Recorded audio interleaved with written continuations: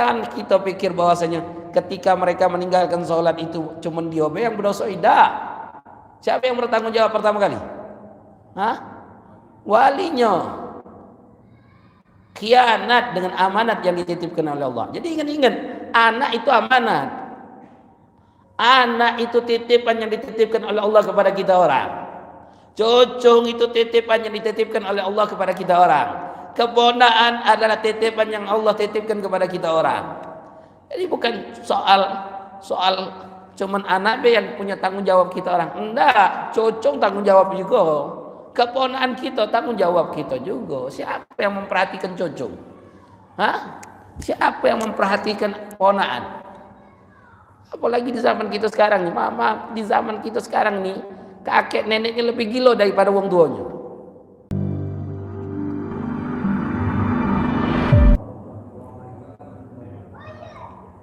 Alhamdulillah. Alhamdulillah Rabbil Alamin. Alhamdulillahilladzi tafarrada bil izzi wal jalal wa tawahada bil kibriya'i wal kamal. Ahmaduhu ala kulli hal hamdan yuqabilu ni'ma wa yudafi'u nikma wa yusawi zidatin ni'am fi hal wal mal. Wa asyhadu an la ilaha illallah wa la syarika la al-manna wal 'adhal. Wa asyhadu anna sayyidina Muhammadan 'abduhu wa rasuluhu al-munqidh min ad-dhalal والداعي إلى أشرف الخصال مبين الحرام إلى الحلال صلى الله وسلم عليه وعلى أصحابه وآله خير العالم. رب اشرح لي صدري ويسر لي أمري واحلل عقدة من لساني يفقهوا قولي يسر لي لساني واهد قلبي بحق سيدنا محمد صلى الله عليه وسلم. سبحانك لا علم لنا إلا ما علمتنا إنك أنت العليم الحكيم وتب علينا إنك أنت التواب الرحيم واغفر لنا ولدينا والحاضرين birahmatika ya arhamar rahimin. Amma ba'du. Ayyuhal aba, ikhwan muslimin, hadirin rahimanur rahimakumullah. Alhamdulillah thumma alhamdulillah. Puji syukur kehadirat Allah Subhanahu wa taala atas berbagai macam limpahan rahmat nikmat yang Allah berikan kepada kita, terutama nikmatul Islam, nikmatul iman, nikmat kita dijadikan Nabi Muhammad sallallahu alaihi wasallam, nikmat hidayah, inayah, taufik, wasihah wal afiyah. Begitu juga salah serta salam tidak henti-hentinya kita aturkan hadiahkan kepada kita Nabi Muhammad sallallahu alaihi wasallam serta para keluarganya, para sahabatnya, para tabi'in, tabi'in wa man tabi'ahum bi ihsan ila yaumiddin.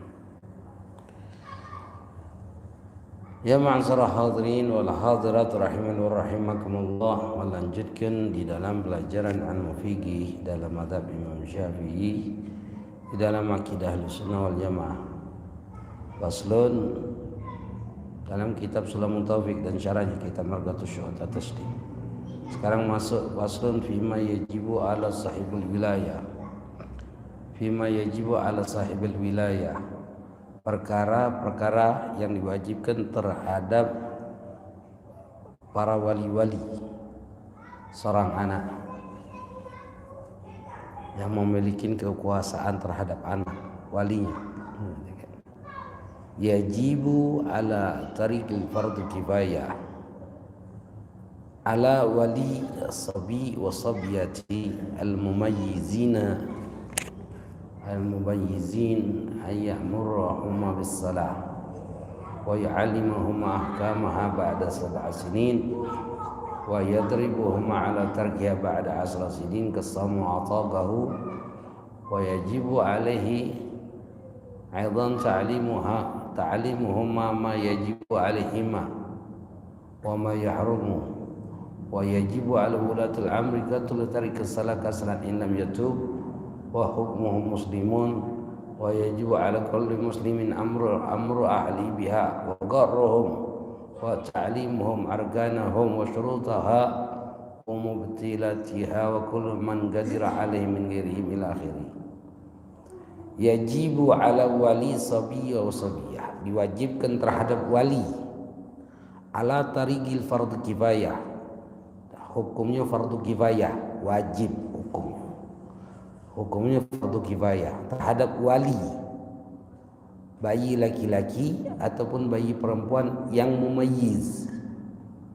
Mumayyiz itu artinya anak kecil yang bisa makan dewek, minum dewek, cebok dewek.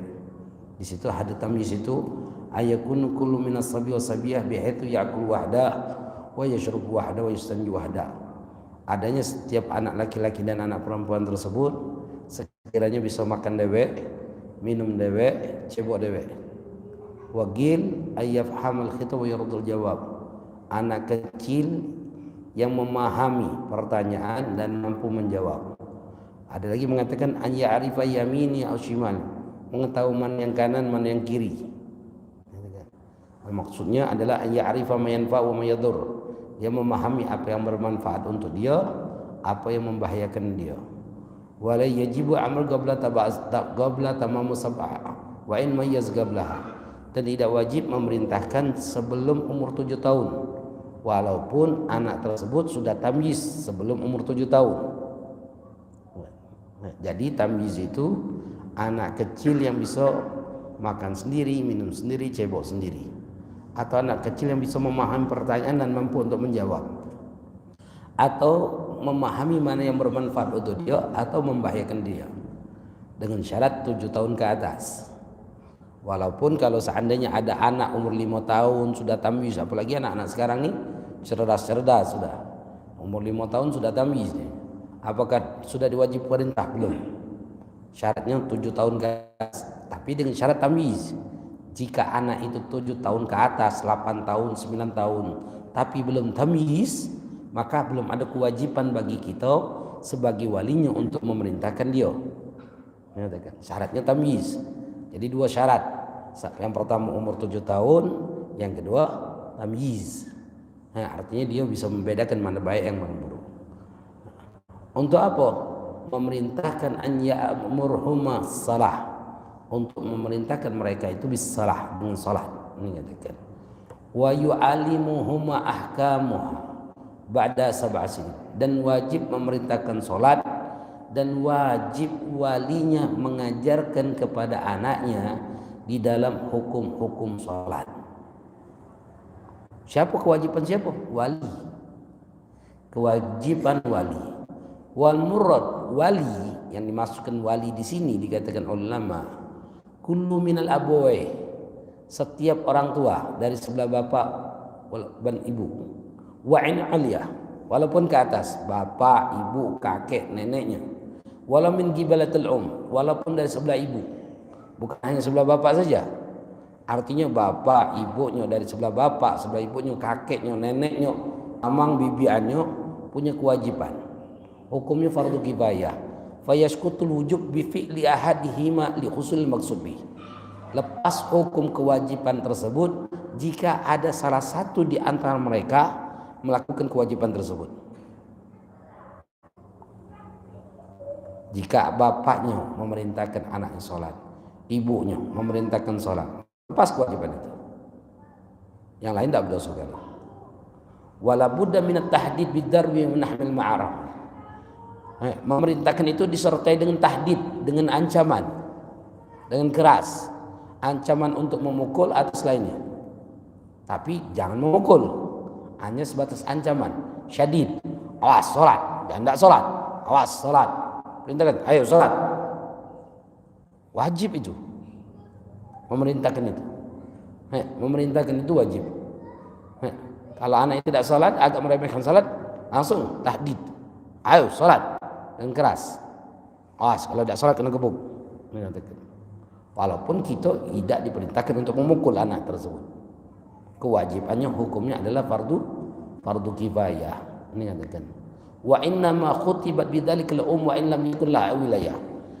Diwajibkan ini pun terhadap seorang ibu walaupun ibu tidak mempunyai kekuasaan terhadap anak. Yang mempunyai kekuasaan terhadap anak itu adalah bapak, wali.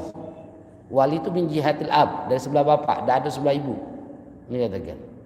Wali itu adalah dari sebelah bapak, tidak ada sebelah ibu.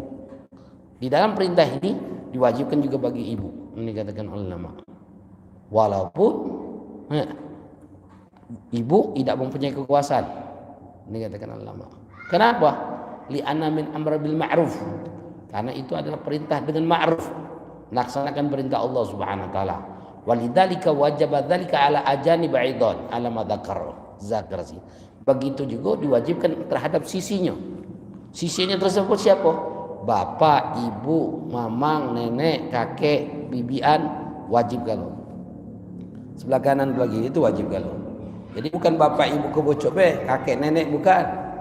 Mamang bibian juga punya kewajiban. Hukumnya fardu kifayah. Ini katakan fardu kifayah. Ini katakan. Bayangkan ikhwan. Perintah itu hukumnya fardu kifayah. Salah sikap yang memerintahkan maka lepas hukum syariat itu. Perintah solat. Umur 7 tahun. Walaupun kakek neneknya tidak serumah sama cucunya, maka kakek neneknya bertanggung jawab juga. Mamang bibiannya walaupun tidak serumah terhadap ponakan, mamang bibian juga bertanggung jawab terhadap ponakan. Paham hukum ini? Masya Allah hukum perintah solat. Perintah solat ini bukan perintah biasa. Solat itu, solat bukan seperti itu saja. Bayangkan umur 7 tahun. Umur 7 tahun, perhatikan tentang masalah solatnya. Masuk waktu subuh, perintahkan solat subuh. Masuk waktu zuhur, perintahkan solat zuhur. Masuk waktu asar, perintahkan solat asar. Masuk waktu maghrib, perintahkan solat maghrib. Masuk waktu isya, perintahkan solat isya. Yomiyah, tiap hari. Setiap hari si anak didoktrin perintah solat. Belum lupa dia solat subuh, sudah perintah solat zuhur. Belum lupa perintah solat zuhur, dia sudah solat asar. Belum lupa perintah solat asar, dia sudah diperintahkan solat maghrib. Bayangkan. Kalau setiap hari diperintahkan mulai umur 7 tahun, sehingga anak itu terbiasa. Kalau sudah balik, kayak kita nih, meninggalkan solat lagi tidak dia? Tidak. Kenapa tidak meninggalkan solat? Karena terdoktrin dari umur 7 tahun. Artinya yang sekarang ini meninggalkan solat, berarti doktrin itu ada tak? Tidak ada. Jangan kita pikir bahwasanya ketika mereka meninggalkan sholat itu cuma dia yang berdosa. Tidak. Siapa yang bertanggung jawab pertama kali? Walinya. Khianat dengan amanat yang dititipkan oleh Allah. Jadi ingat-ingat, anak itu amanat. Anak itu titipan yang dititipkan oleh Allah kepada kita orang. Cucung itu titipan yang dititipkan oleh Allah kepada kita orang.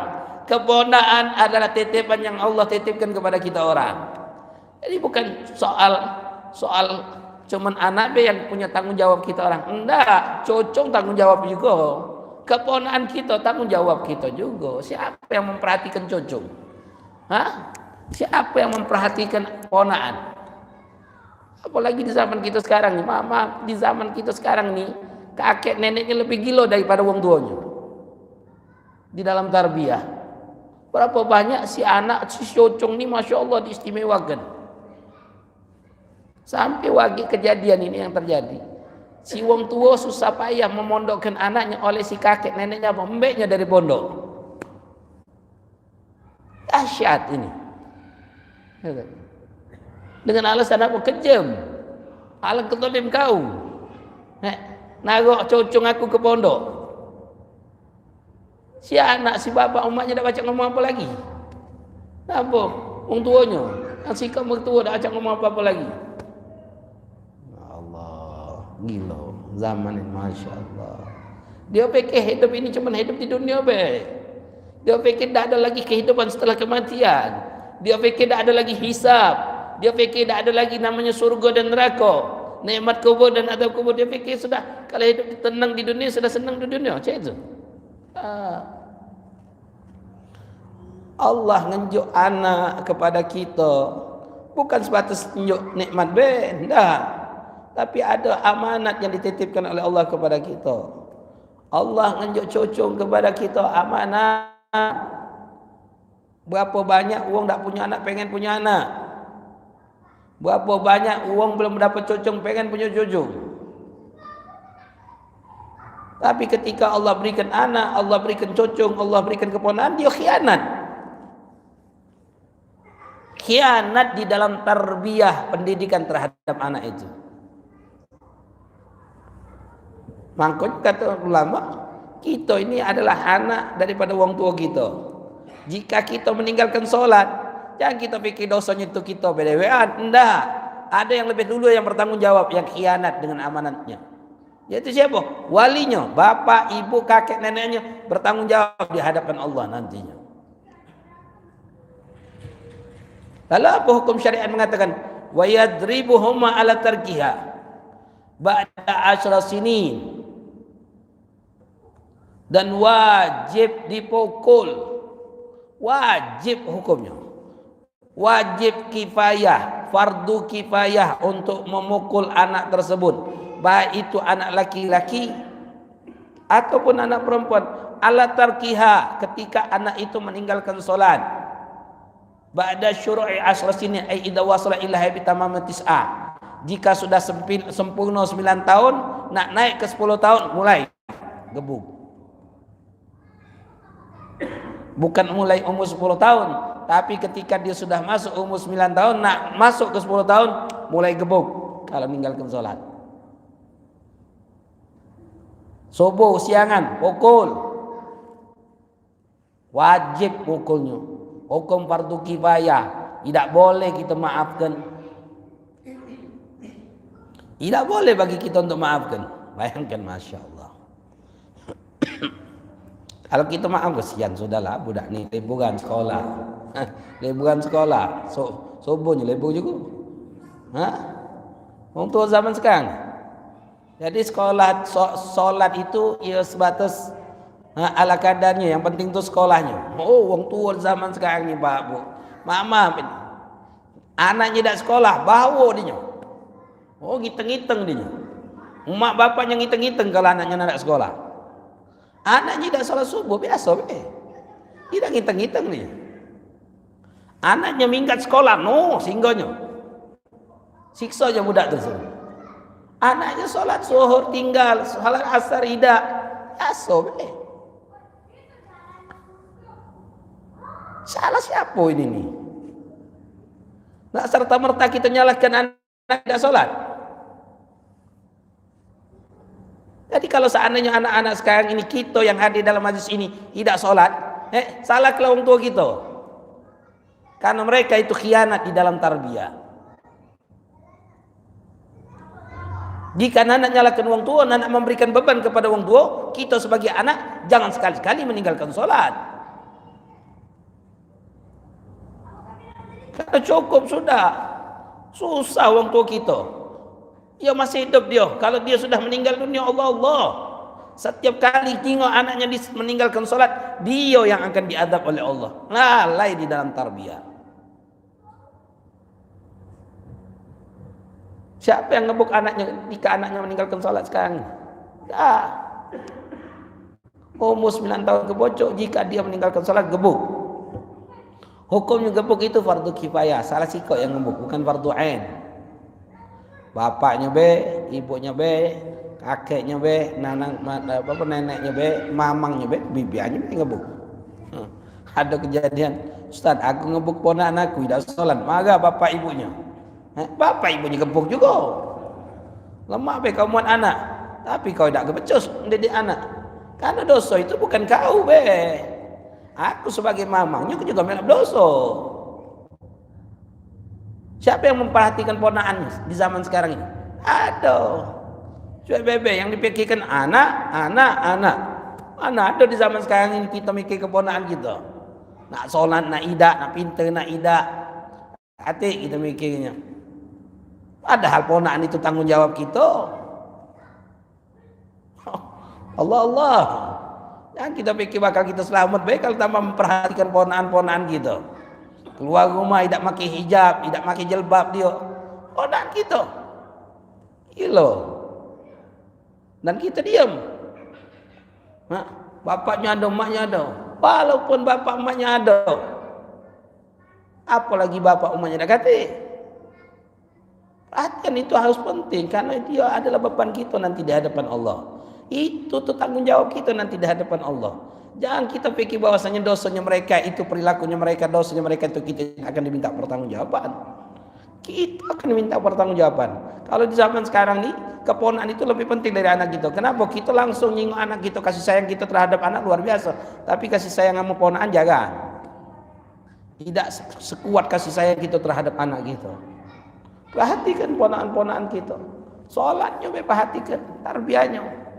Yang betina tutup aurat, ngaji Quran, perhatikan sholatnya. Ustaz ponakan aku di Jakarta, tanya telepon ni. Kalau sekarang nanya, macam mana? Ranking tak? Oh ranking, Masya Allah ranking ni. Ini ranking sekolah. Apa Allah nyuruh kita nanya ke ranking dia? Apakah di akhirat ditanya ranking berapa? Tidak sama sekali yang ditanya. Yang ditanya oleh Allah itu solatnya. Yang ditanya oleh Allah ngajinya. Yang ditanya oleh Allah pemahaman dia dalam agama. Itu yang ditanya oleh Allah.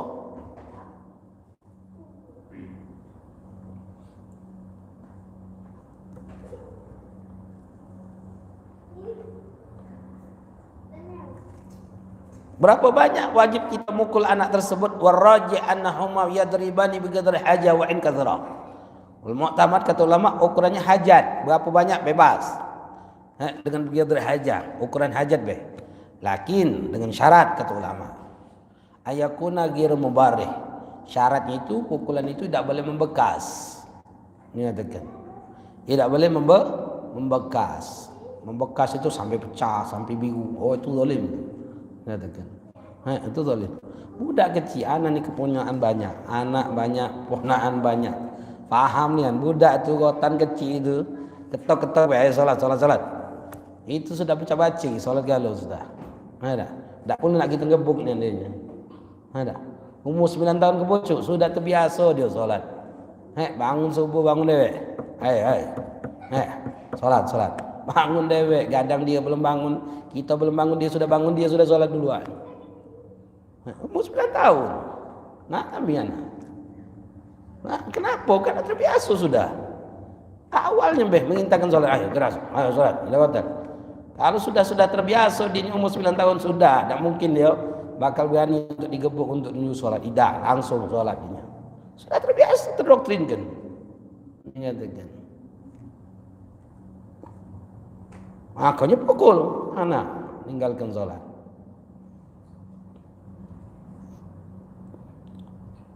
Khilaf Ibnu Syuraid mengatakan, akhadha min hadis qatirat Jibril lin Nabi sallallahu alaihi wasallam thalath marat fi ibtidal wahyi. Ibnu Syuraid mengatakan harus pukulnya tidak lebih dari 3 kali. Ini katakan. Karena apa sesuai sebagaimana Jibril datang kepada Rasulullah 3 kali memberikan mengulangi kepada Rasulullah sallallahu alaihi wasallam. Itu syaratnya kata ulama. Bukan hanya solat, kasami atau gau, seperti juga puasa kata ulama. Yang dia mampu untuk puasa. Jadi kalau budak umur 7 tahun, perintahkan puasa sudah. Sudah perintahkan umurnya puasa 7 tahun. Ada. Umur 9 tahun kebocok meninggalkan puasa, pukul. Tapi syarat kadar dia adalah mampu untuk melakukan puasa. Sebagaimana Rasulullah SAW mengatakan, idza ataqal gulamu siyamu 3 ayyam mutatabi'at faqad wajaba 'alaihi shaum syahr Ramadan. Rasulullah mengatakan jika seorang anak mampu puasa 3 hari berturut-turut, maka dia diwajibkan puasa 1 bulan penuh bulan Ramadan. Mengatakan 1 bulan penuh Ramadan. Mengatakan. Bayangkan ikhwan. Jadi kalau anak kita meninggalkan salat pukul. Anda perintahkan qada. Jadi kalau kesiangan pukul. Kalau ke salat pukul. Perintahkan qada. Ayo salat. Subuh siang pukul. Tak ada alasan pukul. Zuhur meninggalkan asar pukul. Wajib qada zuhur. Salat zuhur. Biar dia tujuan mukul ini juga penting. Kita kalau kita nak ngebuk budak, ngebuk anak kita. Ingat, jangan mukul anak karena nafsu. Jangan mukul anak untuk nyiksa anak. Jangan mukul anak untuk menyakiti anak. Tidak ada manfaat terhadap anak. Tidak berbekas kepada anak. Tapi kalau kita mukul anak itu untuk tarbiyah, untuk mendidik anak, maka insya Allah berbekas. Karena ini perintah syariat. Tidak ada perintah syariat ini yang mustahil bertentangan dengan kehidupan kita. Tidak mungkin. Nah, jadi pukullah anak untuk tarbiyah. Mendidik anak untuk tarbiyah. Ini ngebuk anak, ucap orang gilo. Halang sapu, batang sapu. Sampai pecah, sampai berdarah, sampai belah-belah badan budak. Oh, zalim itu. Zalim itu, zalim itu, bertanggung jawab dia. Kalau sampai pecah sampai itu gisos dia. Didomin dia bertanggung jawab dalam syariat. Haram. Ulama mengatakan tidak boleh lebih 3 kali, tidak boleh lebih berbekas, kata ulama. Kemudian juga tidak boleh di tempat yang fatal seperti wajah, tidak boleh ngebuk budak di wajah, di kemaluan, ini kata perut. Cukup di bawah bebetes be. Ini katakan kaki ke bawah, ini katakan. Wa qala Atiyah wala yadribu zawja fi huquqillah bal yaktasil ala amr bi khilafi huquqi nafsi. Sedangkan bini kita kalau meninggalkan solat boleh tak kita gebuk? Bini kita kalau dia meninggalkan solat, ulama mengatakan tidak boleh kita gebuk bini kita kalau dia meninggalkan solat, karena solat itu huququllah, haknya Allah. Maka tak boleh kita gebuk. Berbeda kata ulama bal yaktasil amr, perintahkan bi khilafi huquqi nafsi. Kalau hak kita boleh tak kita gebuk? Kita boleh tak memukul bini kita? Kalau bini kita soal adab, kurang ajar, nusus durhaka sama kita, boleh tak? Boleh kata ulama. Boleh kita memukul bini kita, tapi dengan aturan. Katakan. Itu tadi tidak boleh berbekas, tak boleh tempat yang fatal. Macam mana cara mukulnya? Sapu tangan, buta-buta, ceteng. Nah itulah cara yang diperbolehkan. Sengaja paling, ada? Ngapa ini? Itu baguslah. Arti syariat sebetulnya kalau orang dulu kalau sampai didiam ke kalau seandainya nak kita hukum bini kita, apa yang harus kita lakukan? Nasihati. Tidak baca dinasihati, apa yang harus dilakukan? Diamkan.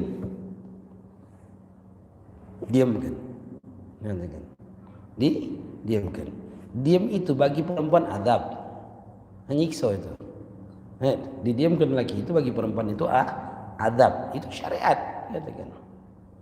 Tak baca, pukul dengan sapu tangan tadi. Tak baca juga, sudah. Boleh kita cegah? Boleh dalam syariat. Ini katakan.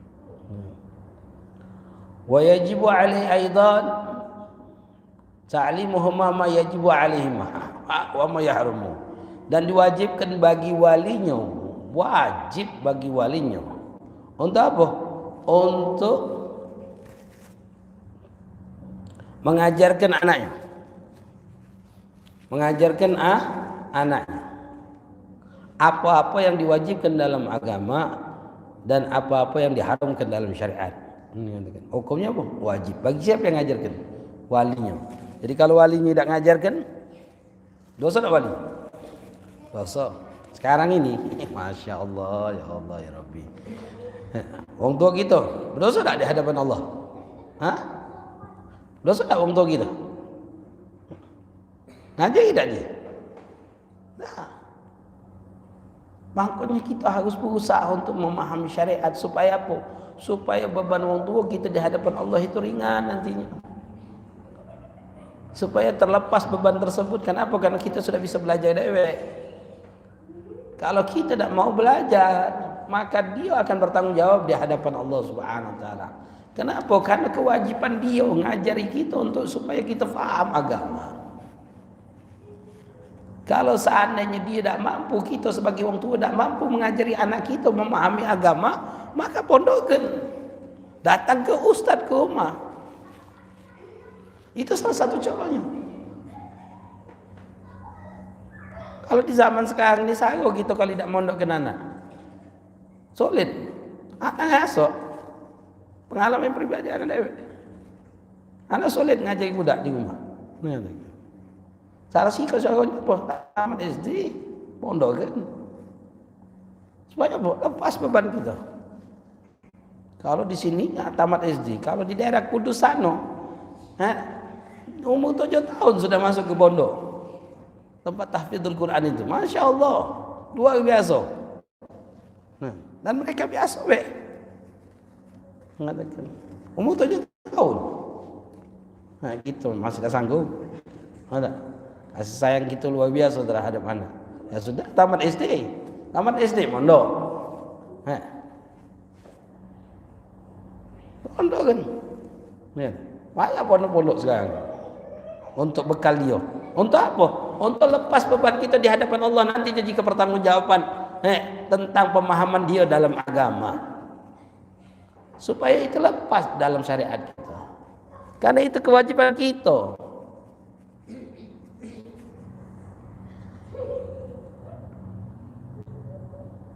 Wa yajib amruhum bidzalika fa huwa wajib fil wajib wa mandub fil mandub. Dan wajib juga bagi kita untuk mengajarkan kepada mereka perkara yang wajib, perkara yang sunnah, melarang mereka di dalam perkara yang makruh dan haram, dan wajib juga bagi kita untuk memerintahkan mereka untuk melakukan perkara yang wajib itu wajib, memerintahkan perkara yang sunnah itu sunnah, dan melarang perkara yang makruh itu makruh, dan perkara yang haram itu haram. Wajib. Yuk tahu. Makanya sedikit demi sedikit anak-anak itu dia tahu apa sih yang disunahkan, apa yang tidak disunahkan. Nah untuk kita ngajari anak kita juga harus paham dulu apa dalam syariat ini.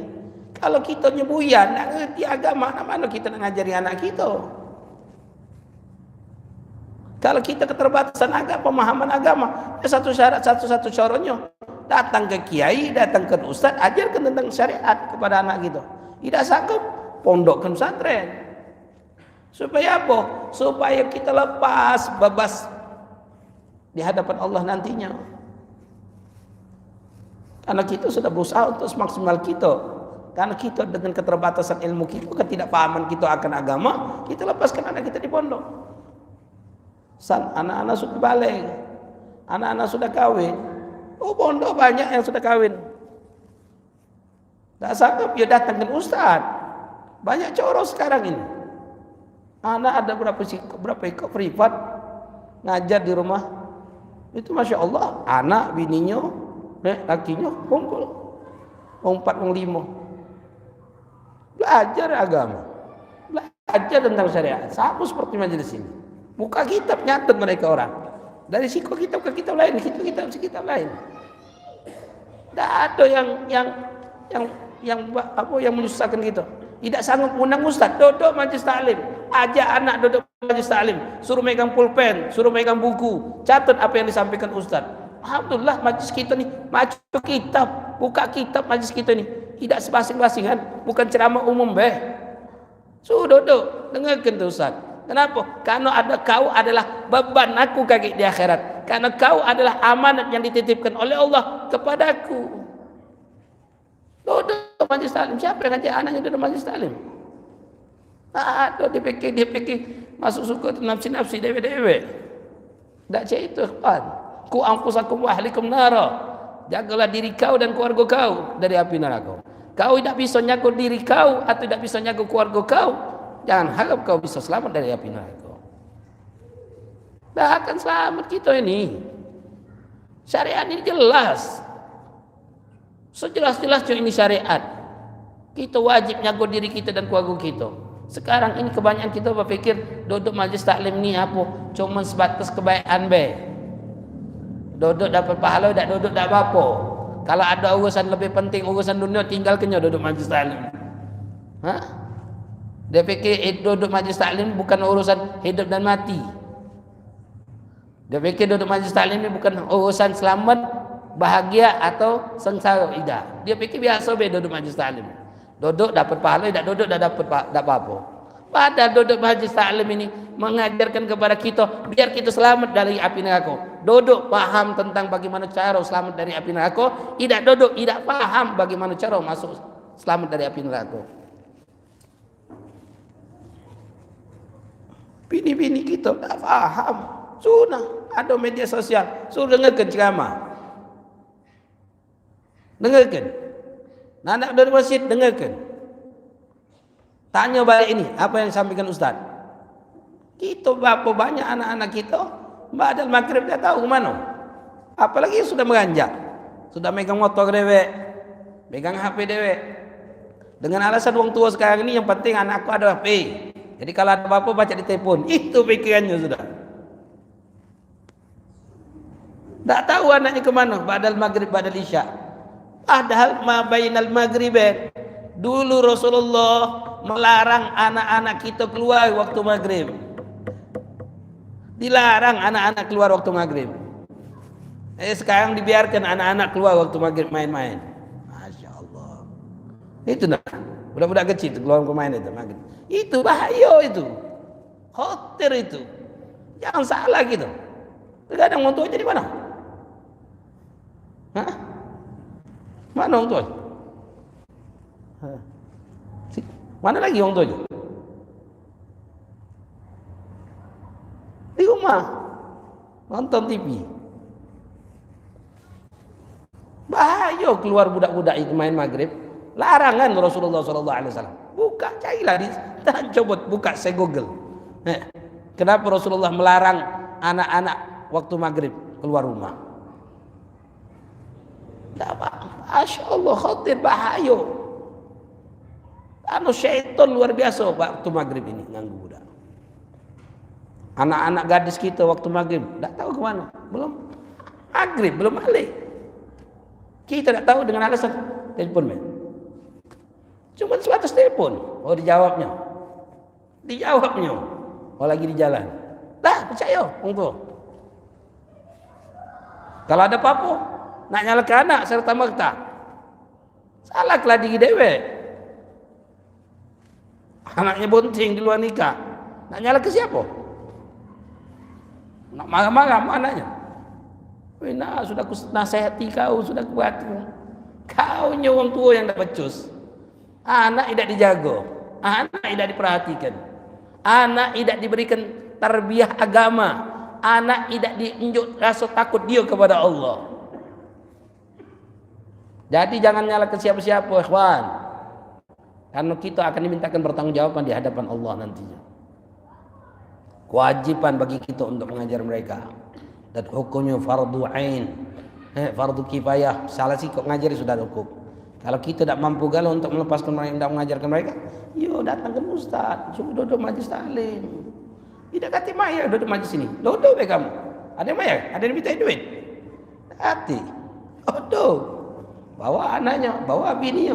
Bini dah baca Rasul, dengarkan. Daripada muka TikTok sejam 2 jam, dengarkan ceramah. Naik kata pulsa, TikTok kan baca. Karena itu beban kita, ikhwan.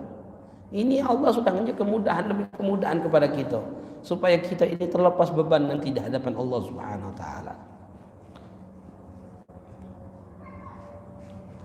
Adan.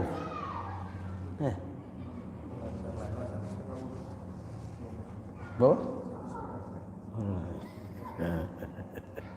Ikhwan al-hadirin rahimani wa rahimakumullah. Wa yajibu ta'lim ma ya'lamu yajibu bayan lahum wa nahayhum anhu. Wajib juga bagi kita untuk mengajarkan mereka apa yang diharamkan oleh Allah. Jelaskan kepada mereka. Larang mereka orang. Untuk tahu ini katakan. Wala yantafi bidzalika wujub ila bil burri ma'rasad. Tidak akan terlepas perkara tersebut untuk mengajarkan mereka sampai mereka balik. Kalau kita tidak mampu, ajarkan mereka. Hendak ustaz, ujrah ta'limuhum dzalikal Qur'an, adab, fimal ima. Duit ongkos untuk ngajar budak itu dari mana? Kalau budak itu punya harta, dari harta dia. Kalau dak kata harta summa ala abihima. Kalau dak kata harta, anak itu wong tuanya si bapaknya.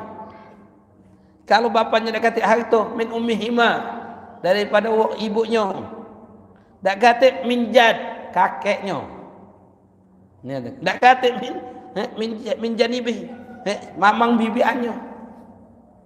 Dak kata kalau untuk kalau, dak kata kalau memang belajar itu harus menggunakan duit, dak kata lagi. Apa yang harus dilakukan? Min mali muslimin, min aghniya'il muslimin. Dari wong kaya wong muslim ini wajib ngajari. Sekarang ini alhamdulillah banyak majlis-majlis taklim yaumiyah tiap hari, tinggal kita antar be. Dulu banyak ustaz-ustaz datang ngatangkan anaknya ke tempat ustaz untuk supaya dididik, balas gratis, tidak bayar. Anak punya madrasah sebulan itu bayaran 25.000. Tidak diwajibkan. Tidak diwajibkan. Di daerah Kuto. Jatuh hantar ke sana. Kalau tak sanggup bayarnya, tak usah bayar 25. Itu cuma 40% yang bayar. Di antara segala macam itu, hampir sekitar 80-an budak-budak yang belajar di situ. Belajar hadis, belajar solat, belajar doa.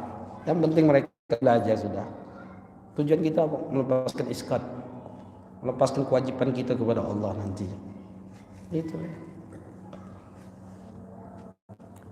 Akhwanul hadirin rahimani rahimakumullah. Mudah-mudahan kita sebagai orang tua diberikan kemudahan untuk bisa mendidik anak-anak kita, dan mudah-mudahan kita sebagai anak pun bisa menjadi anak-anak yang berbakti kepada orang tuanya dalam kehidupan di dunia maupun kelak nanti di akhirat.